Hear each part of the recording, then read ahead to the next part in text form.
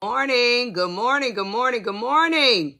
What's up, Facebook, YouTube, Instagram, everywhere else that I put this video? It's your girl Knowledge by Nikki with 1K. And I am feeling really inspired this morning. Today was actually the second or third phase, I lose track, in Illinois, or actually Illinois and Chicago, because the south suburbs are a little bit different than the city. But this is a third phase, I believe, of salons being able to open in Chicago, okay, today. So there was a lot of excitement about that happening. There was a lot of apprehensiveness because of obviously what's going on in the world with the looting and the protesting, and as if we didn't have enough going on, right? I actually, in the midst of all of this, I reached out to a friend of mine who is a Caucasian, and she owns many salons, and she has salons that are all commission. And I don't even know how we got on this conversation. It just kind of organically went this direction. But since we are at a time where, unfortunately, racial disparity is again at an all-time high, and people are, it's front and center. Us that are black, we know it ain't never really went away. It's just it every couple years or so, and even not even that far apart in the last maybe 10 years, something happens that brings it to the forefront of the nation. So I'm going to give you kind of what I call a watered down version of even understanding how in different businesses it has the same, I don't want to use the word disparity, but for the lack of it, I'm going to use that word and help you understand the conversation that I had with my Caucasian salon owner who owns many salons on yesterday. And it was interesting. We talked about the whole booth rental versus commission thing. That's kind of the direction that the conversation went. And what was actually interesting is as she spoke, and she wouldn't dare do booth rental. She's like, I don't even understand. Why would I, listen to me now, salon owners, when I say this, she's like, why would I spend $50,000, $60,000, $70,000, all, some 100, my first salon was 85 grand. Why would I spend, this is her talking, all this money and then let people just come in, basically pay me a couple of dollars, do whatever they want, and walk out the door? This was her talking. And I actually agree with her. But let's shift it. I am a black woman who has owned salons for a very long time. I stopped salon ownership for about 6 or 7 years because I was busy traveling and building that maybe 10 years, building that aspect of my industry. So when I decided to come back into the salon fold, I had a different perspective of what I was going to do at that stage. And I'm going to talk to you a little bit about that. I went on to say, well, I just want to enlighten you, and I won't say her name, that you're not going to get the average black stylist. I don't care at what tier of working they are, unless they literally fresh out of school, they are not going to work commission. And if they work commission, they're not going to work it long. And if they do even decide, maybe their season, they just want to maybe work commission for a while, they're not going to adhere to the things that are required by a commission worker, like being at the salon, waiting for walk-ins. They're not going to sit. They're not going to. So we went into this back and forth dialogue because I feel her. I get her. I 100% agree with the fact that it doesn't make sense for one person to do all the upfront investing, all of it, and then all they get is a couple dollars, which subsequently you can't keep raising even if your costs go up. And you basically your return on your investment, you automatically know when the door is going to be low. It's going to be low because it's capped off at a certain amount. They're still working, still building, meaning your booth renters would be still working, still building, but yet your utilities go up, but you can't just keep going up on the rent because you won't keep them. So I agree. I see it on both sides. I'm giving you both sides of the coin. So we went on to talking, and we got into the conversation of suites. Now, suites, private suites, fully enclosed rooms, private suites, are the only way that the average Caucasian worker is going to work in a booth rental setting, or a Caucasian owner is going to allow them to work booth renting. But this is the difference, guys. Automatically, when a Caucasian owner has spent their money, his or her money, 100,000, 50, whatever the amount of money is, and they put you in a suite, they have made the decision that, cool, this is your box with your door. You must have your own insurance. You do you in here. I am not responsible for anything that you do, you buy, how you market. I don't have to help you. That's how they feel. When they decide that we're going to let you do this, the only way it's going to work for us is if I let you do this. I spend all my money. That's my upfront investment. And I let you do this. But in exchange for you having this booth rental or this kind of do it your way mentality, is that you are 100% responsible for yourself. Period. The only thing you got to do is obey maybe the rules of the house. You know, we got a hallway. You can't have maybe kids running through the hallway. You know, a couple rules like that. This is where, and this is her and I having this conversation. This is where it gets interesting, though, is I went to explain to her how a lot of Black salon owners, first off, you go into salon ownership, or this is your thought process. When you go into salon ownership with a traditional salon, I have had people tell me I am a business development coach for salon owner entrepreneurs. Most of you all know that.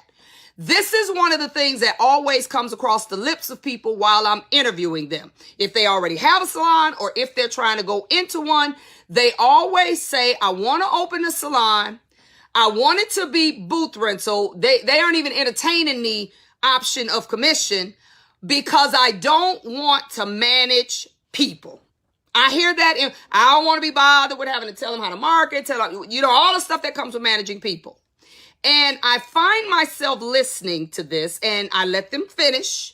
And then I ask them, what is business to you? What does that mean to you? What does opening a business mean to you? And they'll give me some spiel about, they want to build a team and this and that and the other and all this other stuff that I'm sure some of you all have heard before or think. And then I ask them, I say, okay, well, if you want to build a team, and we're talking about people that want to do open, traditional salon blueprints, but do a booth rental. This is what me and my friend are having this conversation. And I was explaining to her what I'm telling you is about these are the conversations I have with these salon owners.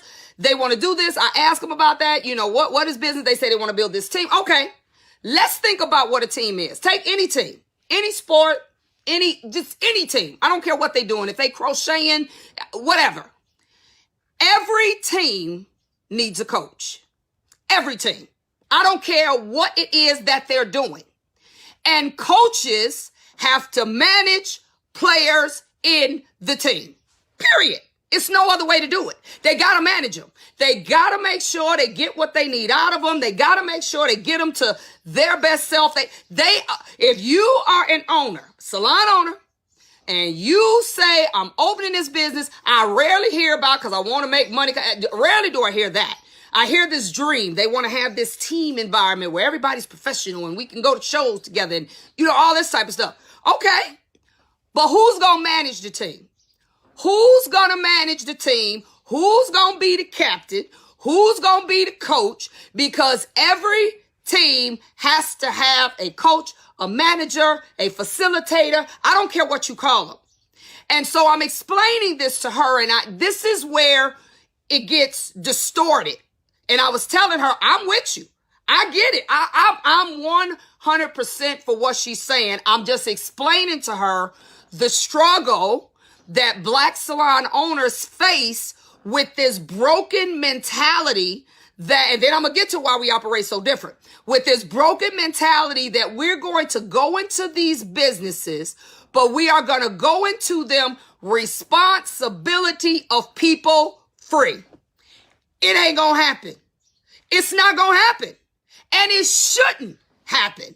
If you are going to open a facility and you are bringing in people that want to, they got the option of working in a suite. They already know how the suite thing goes. They on their own. They already know that, because that investor, whether he's in the hair or she is in the hair industry or not, ain't gonna deal with nothing that comes with you. You are on your own. That it's kind of like this unspoken rule that people know that. They know they're on their own when they're in a suite in a box. They ain't got nothing to do with all that.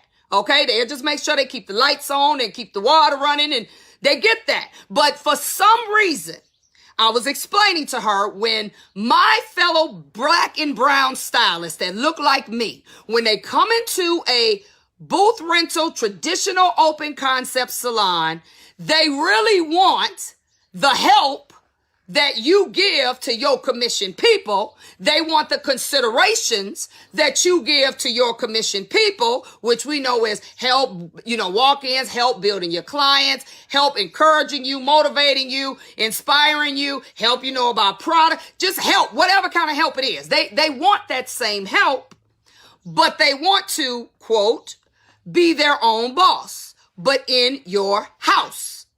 And what ends up happening every single time, it is one of the number one things that I find myself trying to kind of coach people off the ledge with understanding, is that when you open that salon, whether you know it or not, when you chose a booth rental structure for people who don't really understand the responsibilities that come with booth renting, you actually chose to manage people and just not get paid for it. That's what you chose. Because you're going to have to manage them anyway. You're going to have to do it anyway. If it's open, you're going to have to deal with whatever happens with them. If they're over here and they got a client situation and it's getting heated, guess what? You got to stop, or somebody in there, unless you got a receptionist, somebody in there got to stop, got to say, hold on a minute. They got to neutralize it. This is the stuff that happens with being a real owner. The management of people, of what happens with people in their chair. Now we got this whole COVID-19 thing that we got to deal with, those that are going back into work or those that have already happened. Now it's like, okay, if we got to take temperatures and if we got to, do this and clean this and all these other protocols we got to have, who is supposed to be responsible for that? Because I'm telling you, owners, if you leave it up to the individual booth renters to be responsible for that, let me tell you what's going to happen. You're literally going to have them where they may do it for a week.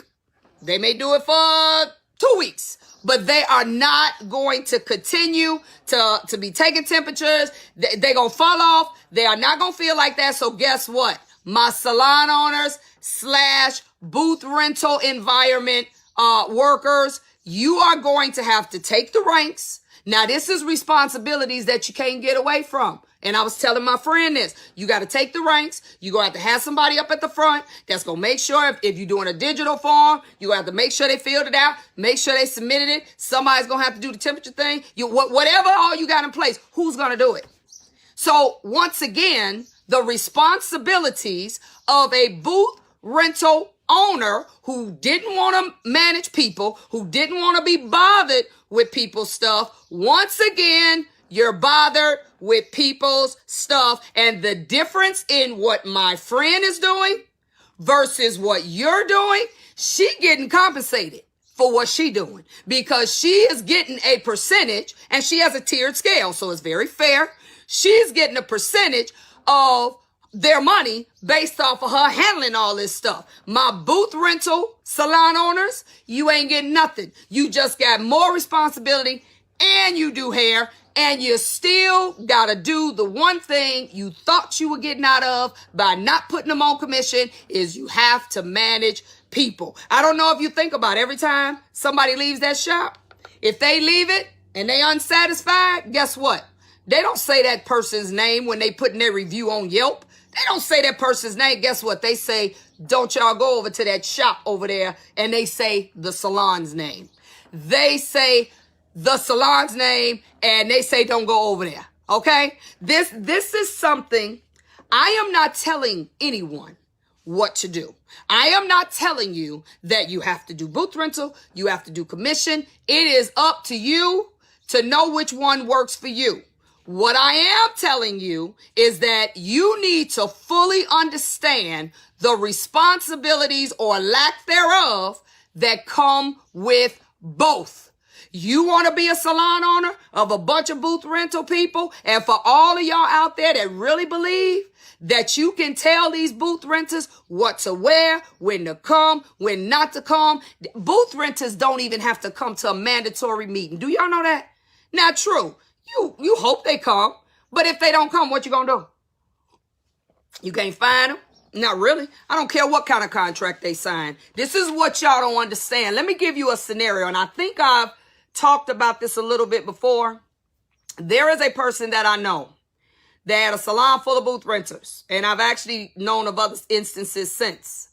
This person had one of them contracts that got all these rules, regulations. We gonna do booth rental. So it's like you want to not be responsible, but then you want to tell them more than what you really are authorized to tell them to do. And your mindset is, well, as long as they sign this contract, then they basically said they gonna do it. Okay, let me break that down for you.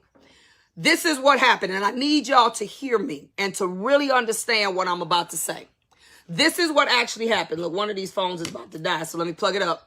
There was a situation where a young lady owned a salon, and she owned a pretty large salon. This salon was actually all booth rental. We talking about a whole lot of people, right? Salon was completely booth rental. And what ended up happening was she fell out. She had some issues with one of the workers. You know, they had been there. Most of them had been there for a long time, so they kind of grew up in this thing together. We fall out. It happens. We come to these roles. We don't agree no more. This life, right? This particular booth renter made the decision, okay, I see we ain't vibing. They have become friends like a family, so she don't want to break the whole relationship up. So the booth renter made the mature decision, I'm going to move on, right? Let me just move on. What ended up happening in this cycle of the booth renter giving her 2 weeks notice, which was admirable, that she's going to move on, some kind of way, I don't even know how it happened, in that cycle, she got connected to a labor lawyer. How that happened, I don't know. In this labor lawyer conversation, some kind of way the labor lawyer asked her, let me see your contract. I'm just curious. Let me see what it says. The labor lawyer, because he knows the laws, he looked at the contract. Now, mind you, I seen the contract. It was ironclad to me, but it did have a lot of prerequisites. It did have a lot of stuff like a handbook, something you can give to a commission person who is an employee. Had all that stuff in there. And what he told her was, this is not an independent contractor's agreement. This is way past an independent contractor's agreement. And guess what? He encouraged her to challenge it. And he basically helped her. He helped her challenge it. He helped her with legal fees and all of that. The owner was served an actual lawsuit saying that this particular contract was illegal because it had too many things and restrictions on you got to wear this and you got these booth renters now. Y'all got all this stuff on your contract. I'm just letting you know what could happen. So as they proceeded, first of all, the girl that owns the salon is like, are you serious? She gets served with this suit to come to court or arbitration first about this contract. And in the eyes of the law, I don't care what you think. So if this don't ever happen to you, okay, I guess you fine, but it can happen. In the eyes of the law, an independent contractor only can be held to certain community property restrictions because the person that runs the business has to ensure certain community property things, like if somebody falls or if somebody, in the bathroom, maybe the water's too hot. That's why you got to have that temperature thing on the water so that nobody gets scalded. It's little things like that. I can go on with that. But all this other stuff, you got to come to mandatory meetings. You better type up a letter and give it to them. You got to wear a smock and it's nice if you can put that in place and they say that's cool. But the labor lawyer told her this is the piercing of the veil. This, in the eyes of the law, is someone that wants to run their business like you an employee, but they want to get off the hook and not classify you as an employee so they don't have to pay unemployment, Social Security, Medicare, so they don't have to deal with that part of what it is that you are supposed to be obligated to do. So in the eyes of the law, they look at the owner like you trying to double dip. You want to make them booth rental. And even for y'all that's out here doing this so-called commission that really is just an offset for booth rental, meaning that you calling them commission, but they collect their own money and they just give you back a percentage. That ain't what that is. That's something altogether different. Okay. But this is how the law looked at that contract. So not only did the girl take her to court, but the girl made sure that she wisened up every single other booth renter in that salon as to what was going on. And they all sued her. And guess what, guys? They won. That lawyer that salon owner got stuck with a 6-figure repayment tab to the state, to the federal, because in their mindset, you want to classify them as 1099, so you ain't got to be bothered with all of that. But then you want to treat them like they employees and make the stuff mandatory. It's like, and you think just because they signed it, it's going to hold up in court. I'm here to tell you, let it be challenged and let's see what happens. So that girl has a fully empty shop. She literally owes, probably to the day she dies, she didn't tell me how much the 6 figures were, but she owes a 6-figure tab that's got a ton of interest on it of what she should have been paying in because she really was treating them as if they were W-2 employees. That's how she was treating them. So all that extra stuff y'all putting down on these contracts about they got to do this and that, I'm here to warn you. Just because they sign it does not mean it's actually a legal contract. It does not mean that. Okay? So I'm just telling y'all do what y'all want to do because I get into these battles all the time. So me and my white friend, because we are friends, we having this conversation. And so as we went into all of this, I asked her, what do you think is the reason why black salons operate so differently than white salons? Why is it so difficult for a black, because she has a lot of black friends other than me. Why do you think it's so difficult for black people to get other black stylists to literally work for them? Now, let me tell you what she said, which was amazing to me. I love this girl. I ain't gonna say her name, but I love her. She said, well, Nick, I may not be the person to say this, but I know you writing that book on salon ownership / slavery ship. I know you writing it. She said, when I first saw you put the book out, I know it won't be, she already bought a book. It won't be ready till November.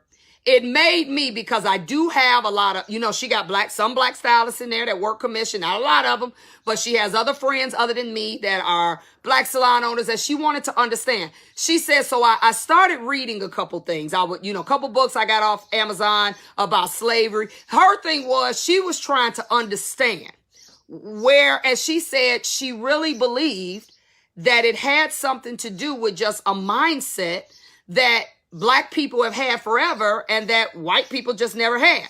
Let me tell y'all what she said. It was we talked for 4 hours. She said, if you think about it, Nikki, when whites, Europeans, start enslaving blacks, whites all the way back since the beginning of time have thought in terms of, I'm the boss and somebody has to work for me. Well, unfortunately, they chose 400 some years ago for it to be blacks and make them work basically for free. But the mindset she was telling me was that it's still an entrepreneur mindset that if this is my plantation, my house, my field, we ain't partners. You work here. She said, I believe, and this is a white girl telling me this. She said, I believe that because black people since the beginning of time have always been the workers, that they just have a worker's mentality. They have a blue collar mentality. She said, most of my white salon owners that I'm also friends with, we all got a white collar mentality. We don't have a blue collar mentality. Even if we have to be blue collar, we blue collar long enough until we can get in white collar positions where we can then make money, own our own stuff, and then have people work for us. She said it never even crosses our minds to actually have where all these people that we didn't put up all the money, we didn't did all the work, and yet we're just going to let people come in here in the open environment. We're going to be responsible for all their brand and marketing and helping them out and all this. But then we just going to make them pay us this little weekly amount, 152, whatever. She said that is incomprehensible. This is what she said. And I told her, I said, I think you own to something, which I had already thought that. But I told her, I said, I 100% agree that when you have a blue collar mentality and nothing about that shifts, even when you become in a white collar ownership position, you end up still operating with a blue collar mentality, meaning I just want to come here, do minimal, get my little money and run. And you don't realize how much you have actually put up. See, this is when I start coaching. This is, as they say, where the rubber met the road. I got salon owners coming to me crying because they went into this with a blue collar mentality. I just want to open the spot. I don't want to do all that. I don't want to manage people. I don't want to do all that. I just want to open the spot, let them come here, pay me their little money and go on their way. And then it don't work like that because that is not reality. In reality, somebody got to be the coach of this team. Period. Somebody got to manage these people. They don't know what to do. They may think they do. They coming into it too. I want to be my own boss. I want to do my own thing. But then when Corona hit, if you want to be the boss, you got to pay the cost to be the boss. When Corona hit, none of them booth renters felt like they should pay rent. They don't want to be the boss no more. They want to be the kid who live in their parent house, who want privacy, want their own room, want to come and go as they please. But then as soon as it's time to pay the piper and still pay your part, you're like, no, that ain't my responsibility no more. You can't have it both ways. Period. You cannot have it both ways. And the thing that breaks my heart, it breaks my heart, is I am working. I literally, guys, my mind never sleeps. I'm up like, God, what more can I do to help? And I'm getting emotional about it because it hurts my heart. What more can I do to help my people, my Black salon owners who have given up everything for this vision, and they don't understand that you can't put $100,000 up and then let people come in and out and do what they want to do. I know it's hard. You want Black people to work for you. I get it. I know it's hard because they won't work commission. They won't do what they want you to help them, but they don't want to pay for the help. I 100% get it. This is why we struggle. That whole mentality was bred 400 years ago. We don't want to work for each other. You know how many people I got with all that I do. You know how many people that I'm close to, that I consider my friend, that will not pay for my conferences, that will not buy not a book for me, but will call me and ask me advice. Guess what I tell them? It's going to cost you. Because I'm actually offended. Everybody else pays me for this, but you want it for free because you having a hard time with paying me for that. This is a Black on Black problem. This ain't about white folks. This is just showing you that it's a disparity even in this little circuit of the beauty industry. It's bigger. It's the systematic issues that we are dealing with.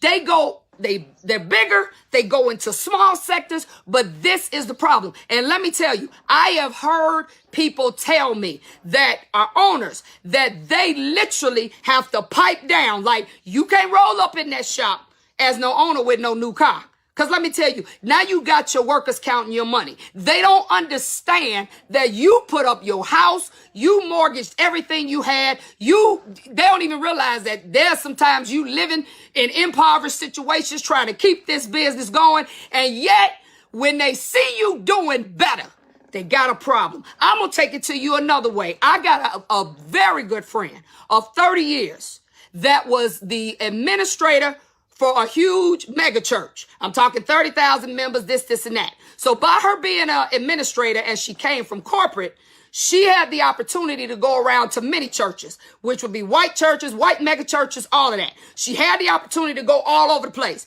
And she said, let me tell you what's crazy. Now, she know how it goes. She said, do you know when I go to the mega churches that are predominantly white, they don't want to follow nobody who don't look like they doing better than them. Matter of fact, if the pastor need a new car, they gonna put some extra money in the kitty just so he gets a new car. She said, do you know that at black churches, if a pastor rolls up in something that they don't understand how he was able to afford, she said, do you know people will hold back their tithes? They'll be like, no, we giving this church too much money. Or they assume he's stealing.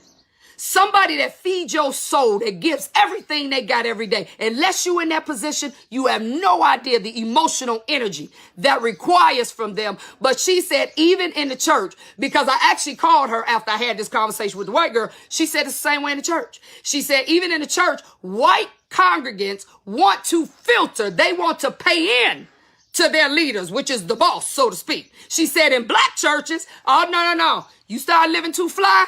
You got too much going on. You got this big old fancy house. It becomes a problem. It's a problem.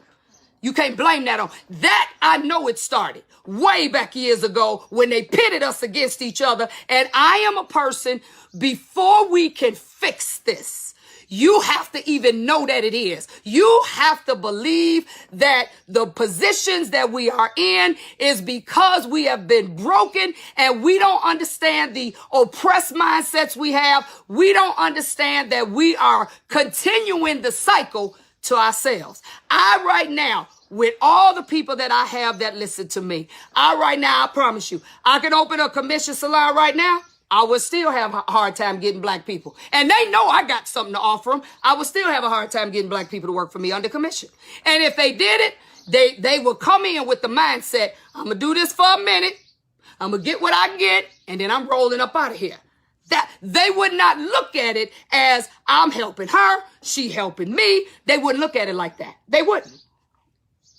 So the reason white salons, and I can go on forever about that. My book that I actually will have out, it's on my website, guys.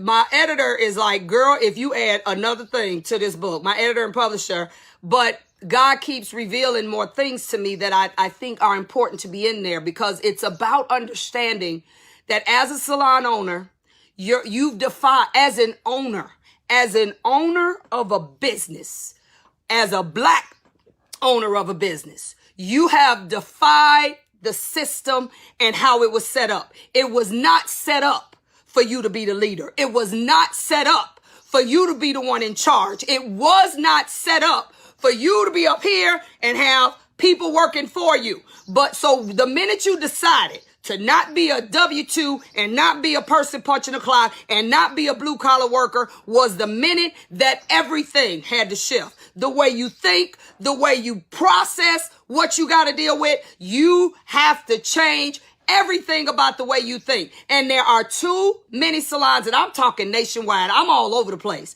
There are too many salon owners that are operating under this worker mentality, or as Robert Kiyosaki calls it, the self-employed mentality, because he got obviously employee, self-employed, big business, and investor. If you read the Cash Flow Quadrant and Rich Dad Poor Dad, for y'all that haven't read it, y'all know what I'm talking about. You opening this business with a self-employed mentality. When you decided that you wanted to open it, you really switched to what's needed to operate a big business mentality. Meaning you need workers. You need workers that you can actually benefit from their work and get a return.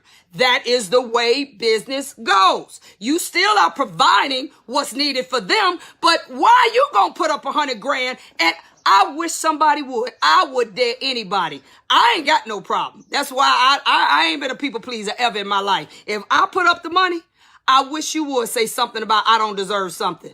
You want to see me with another face? Look, you ain't put up a dime. You ain't done nothing but came here with your curling irons and your blow dryers. When the water gets crazy, you walk out the door. I got to deal with plumbers and electrician. I right now got to buy a furnace for my business. $1,800. You ain't got to deal with none of that. So I don't want to hear nothing about we the same. We ain't the same. We're not. And we ain't going to be the same until you do what I did. Okay? And I'm not saying you got to be arrogant about it. I don't walk around with a I'm the boss t-shirt, but I promise you, if it ever becomes a challenge and you in any way want to act like we equal in this thing, no, we not. We are not equal. Okay? And so me and my white friend, let me go back to her. She was like, nigga, I don't get this. She said, I hear it all the time because she got other black salon owners. We all get together, we talk, and it's a wonderful dialogue. It's a wonderful conversation of understanding what the differences are. And she's like, she asked me, why would a black salon owner do that? Why would they? She won't mention the whole thing with slavery. She gets the mentality. But her thing is, once you decided to go another direction, you got to change everything. The way you think. I said, I almost keep getting ready to say her name. I am 100% in agreement with you. Everything needs to change. I made the shift. I get it. She said, nobody opens a salon or any kind of business to just barely make it. Who does that? And it is too many I told her, it's too many of my black salon owners, they not even making it. They literally are using all their service money. They robbing Peter to pay Peter. We ain't even talking about Paul. They robbing Peter, taking this, paying it over here. They do it. It doesn't work, guys. It doesn't work. It does not work. So I'm sure you're asking, what's the solution, right? I mentioned, I don't even know what today is, but 3-4 days ago, when I did a Facebook talk on showing you all how I decided, because the reality is what it is, and we ain't gonna change it in a day, right? And if you're an owner, you still gotta survive. So I mentioned to her, I could preach this all day, and I do plan on doing that, but I did mention to her that what's gonna have to happen is the structure or the blueprint of how salons are open concept salons, okay? Now, don't get me wrong. You got a few diamonds in the rough where they get people there and they got an open salon concept. I personally know 1 or 2, and they don't have these kind of problems. But it also is because they've chosen the right people. And I'm going to tell y'all something. I purposely hire ex-salon owners. I purposely do it. I purposely, when I interview people, I want to know how long you own, or have you ever owned, along with all these other interview questions. I asked them that. I'm looking for somebody who felt the sting. I don't want nobody who owned for 2 years. You weren't in it long enough to feel it. I don't want nobody who owned for 5 years. You ain't feel it long enough. I'm looking for that perfect person that owned between maybe 8 and maybe about 12 years. I know you know what I'm talking about. A person in that particular position that obviously it didn't work for them, they become the perfect candidates if you are in an open salon situation because they fully understand what it requires. You have very little issues from them. I actually know a couple salons, they purposely sought out that group and they got a bunch of them and they're in an open concept, but you got people that know what it's like to be on the other side. So you don't have a bunch of problems from them. That's a whole different concept. But for those of you all that's not the group you after, and that's not the group you getting, what I had another conversation with another person. I was telling you all about this a couple days ago. He did own traditional salons and suites. He decided, he's white.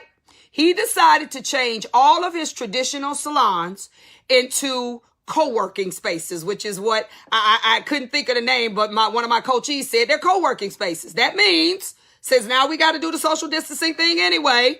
He's putting walls, not plexiglass, not just stuff to separate. He actually is cubicalizing. I just did this with my spot. He's cubicalizing. If that's a word, guys, I don't even know if that's a word, but he literally is making cubicles. That means they're not suites per se. They're what we call open concept suites or semi-private suites. What happens with the semi-private thing? And it's a beautiful concept. You kind of get the best of both worlds. And let me tell you why. I was explaining this to a coachie yesterday.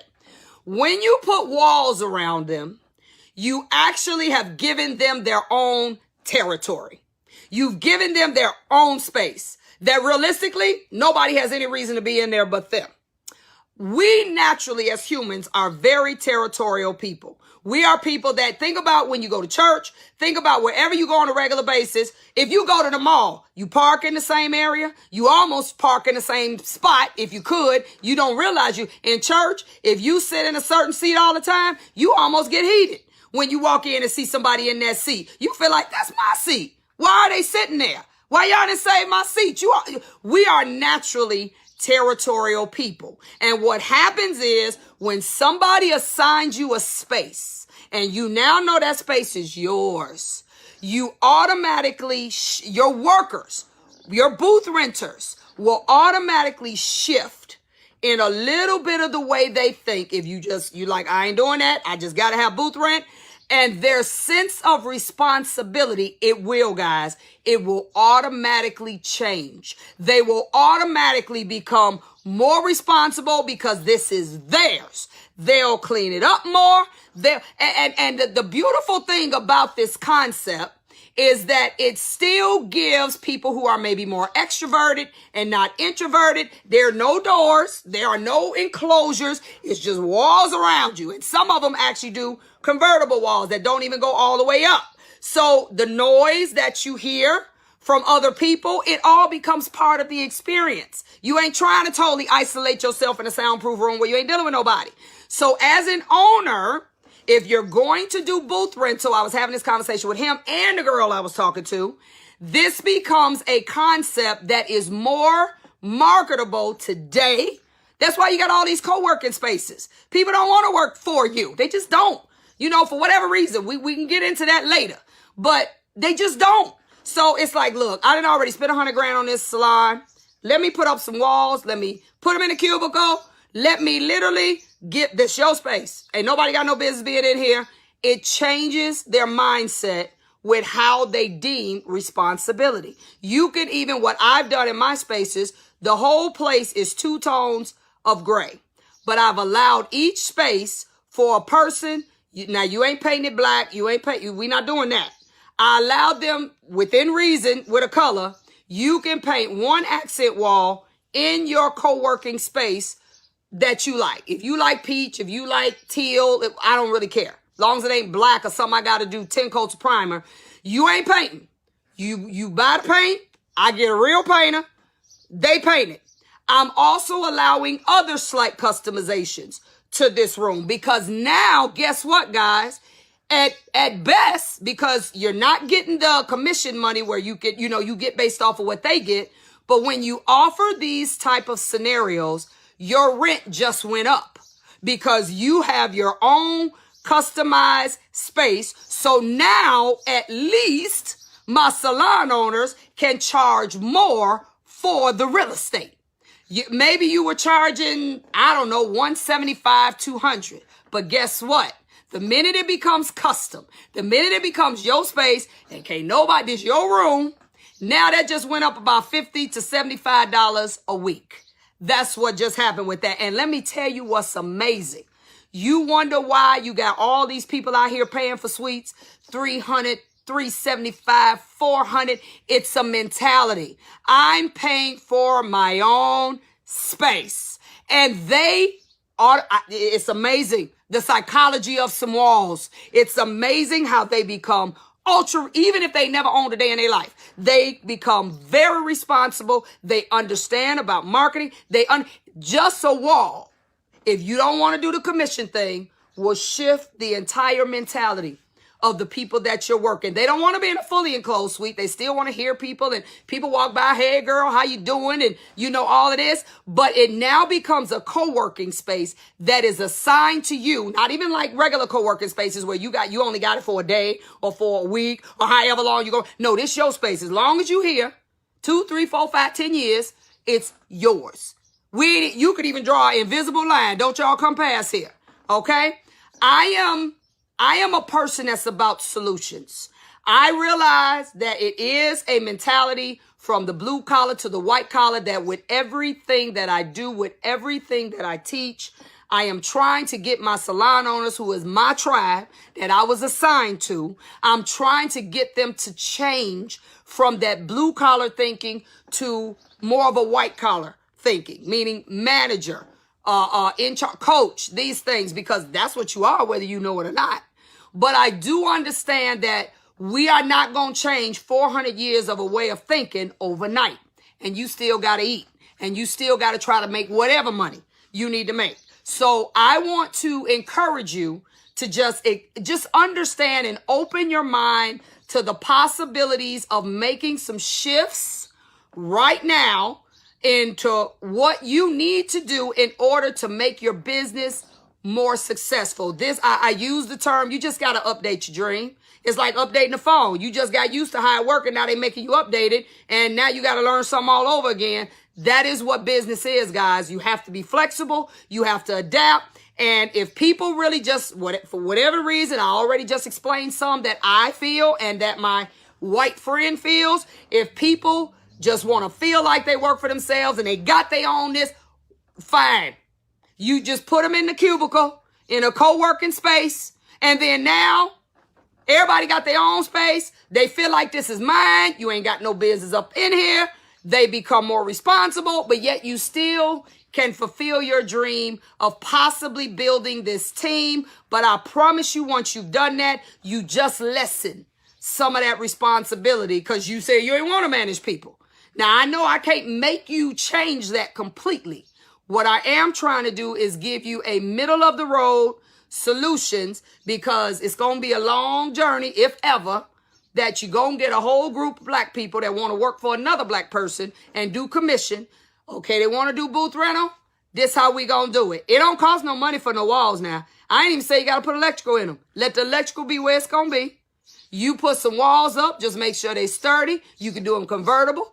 If you do them all the way up now, well, as long as you don't have doors on them, you don't have to change your HVAC system. Once you start enclosing stuff, you got to change HVAC systems because it has to actually filtrate through the room some kind of way. This is something that is just a reality, guys. And again, my white friend is like, when I mention this to her, this not the one that's got the suites and had the traditional salons and converted all them to co-working spaces. This is the white girl that's got all commission spaces.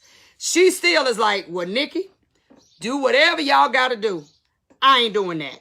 You work here, you work for me.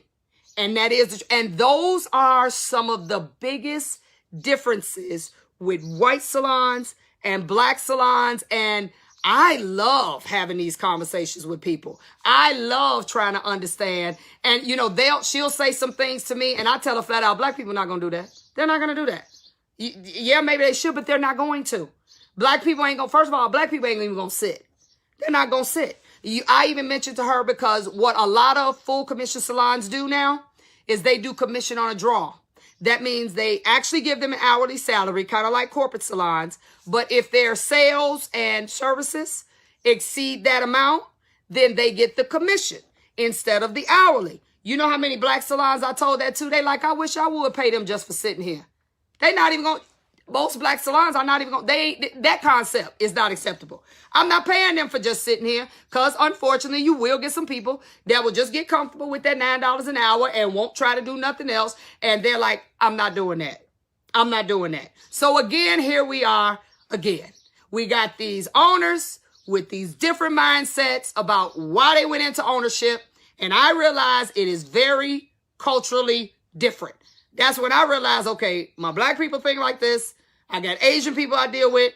They ask me in a minute. My Chinese friend is like, Nikki, you got to really help me understand. Asia's a whole nother animal. They bred from children to be entrepreneurs. They bred from the minute they can walk to be entrepreneurs. So they don't understand a blue collar mentality at all. Okay. Then you have Caucasians that border on both sides, but they do understand what comes with being a real owner. I don't care where they came from. Okay. And then you have us, black people, who back when my mother and maybe some of you all, the baby boomer generation, they didn't think blue collar. The job, what do baby boomers say? You get you a good job at the post office, at the railroad, at the driving the bus, or these y'all know what I'm trying to say, these industrial revolution jobs. That means the jobs that got big around that era. The goal is you get you a job there. That's a good job. You work there 20, 30 years, maybe 40. You work for Ford or something like that. And then you good. And then here I'm Generation X, right? I'm 50. I'm 50. I'll be 51 this year. I'm Generation X. And I'm like, I'm not going to be able to do that. I actually, because I have a lot of millennials that I deal with. I love millennials, y'all. Y'all be running from them. I love them because millennials ain't working for nobody long. They only want to work for you. Forget it. 25 to 37, if they come and work in your shop, they're going to be there for maybe 12 months and they out. They don't want to work for nobody. Their brains don't even stay still long enough because if something ain't working, they going to abandon it and they going on to something else. So I literally deal with a lot of millennials. So I have this mindset that bridges between, I do understand the stability of the baby boomer generation, but I also understand the plight of entrepreneurship. I ain't never wanted to work no 9-to-5 job because I don't really like people telling me what to do. But the difference is I'm willing to pay the cost to be the boss. I'm willing to take the hit. I'm willing to do, I don't cry about when I decided to do something and now this is what I'm stuck with. I don't cry about it. I'm willing to take the hit. This is what I have to teach my millennials. They want to go out here and I'm patient.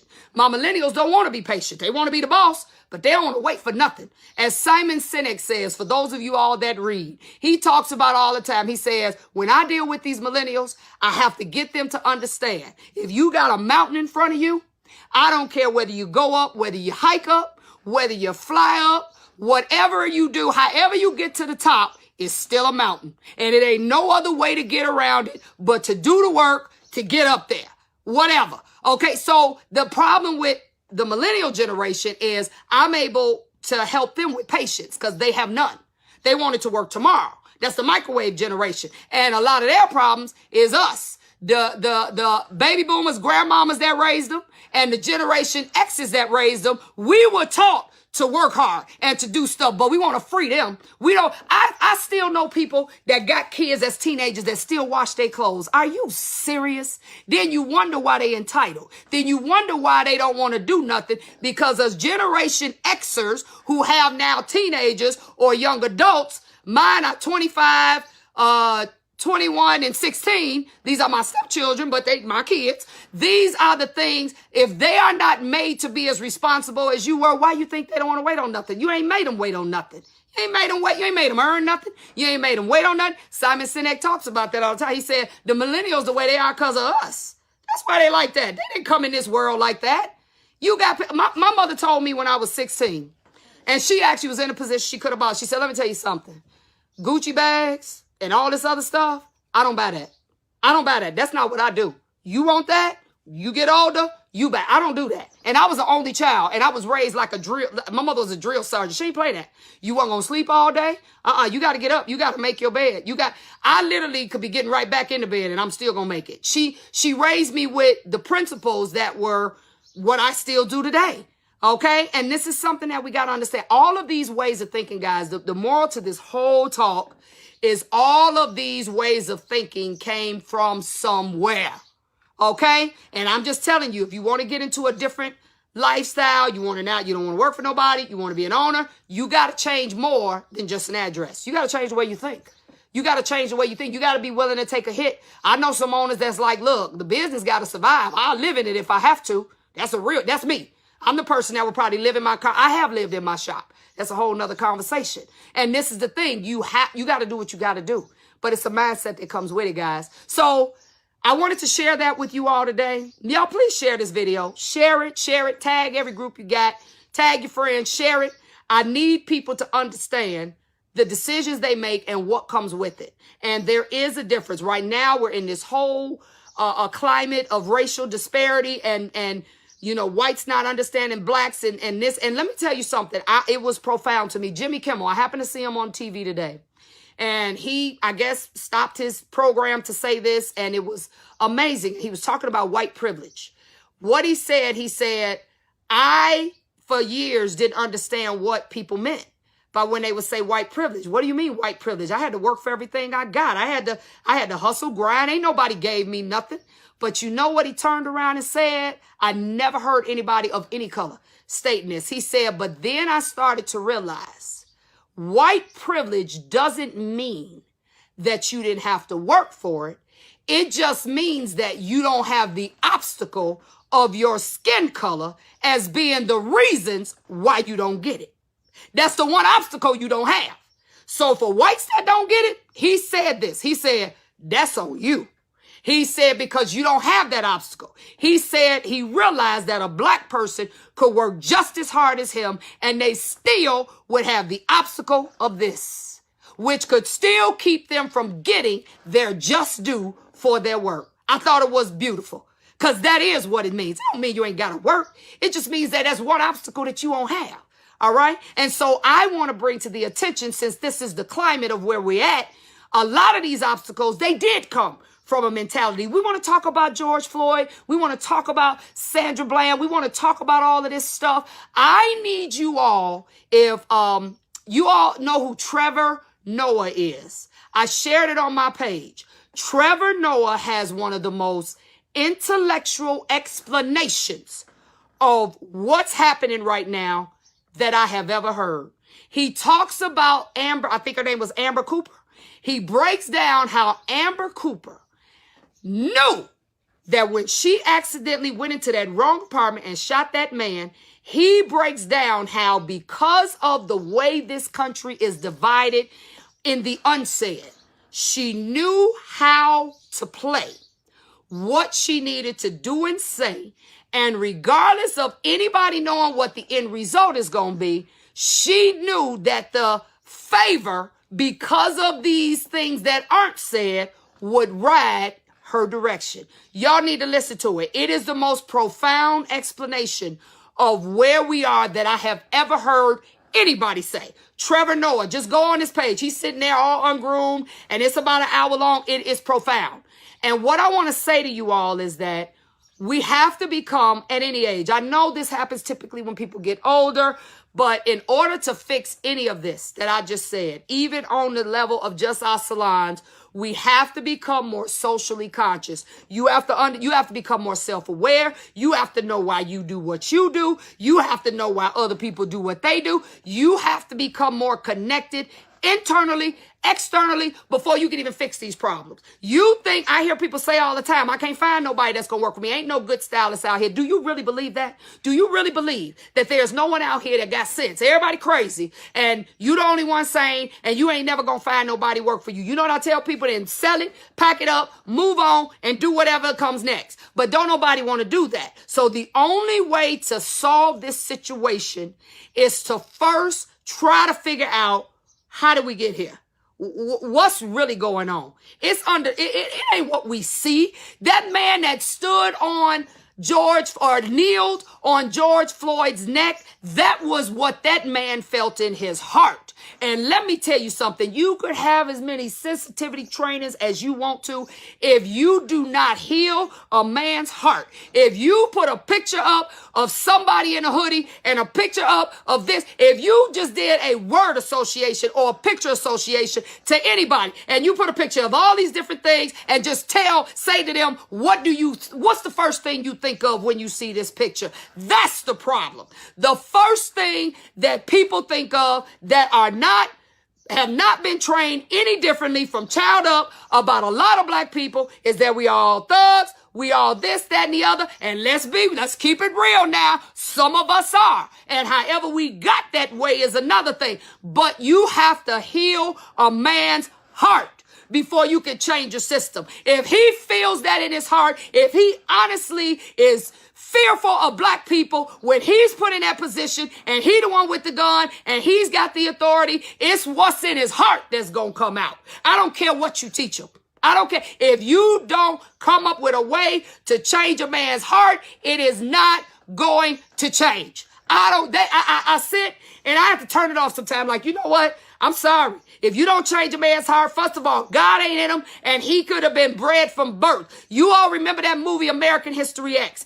Y'all need to watch it again if you ain't watching. I watched in a movie how a boy who had no ills with black people was at the dinner table just this stuff. His father put this stuff in him over and over and over again. And he liked black people. Then all of a sudden his father started shifting the way he was thinking and started saying stuff about, well, you got to remember black people. You got people that's brought up like that from birth. And then you got number 45 who that's a whole nother conversation. All right. So when I look at this, I understand on a global level how it trickles down to things that are small. I get it. So while y'all run around here just being mad, looting, talk, look, That ain't gonna fix nothing. That ain't gonna fix a thing. Y'all with me? It's not gonna fix nothing. The problem will still exist. You got a gazillion police officers out there. If you don't know what they really feel about black people, about Mexicans, about whites, if you don't know what's in their heart, and you don't work in that, you don't literally, and I'm sure there's some psychological something I ain't no psychologist, but I'm sure it's something that could be done.